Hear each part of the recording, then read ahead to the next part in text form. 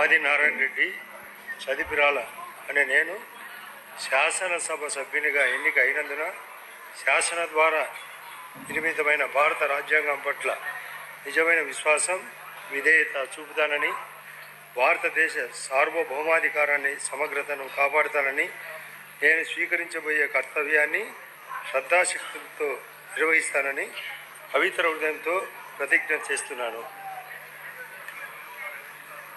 ఆంధ్రప్రదేశ్ శాసనసభ సభ్యుడైన చదిపిరాల ఆదినారాయణ రెడ్డి అనే నేను సభ నియమాలకు కట్టుబడి ఉంటానని, వాటిని అనుసరిస్తానని, సభ మర్యాదలను పాటిస్తానని, సంప్రదాయాలను గౌరవిస్తానని పవిత్ర హృదయంతో ప్రమాణం చేస్తున్నాను.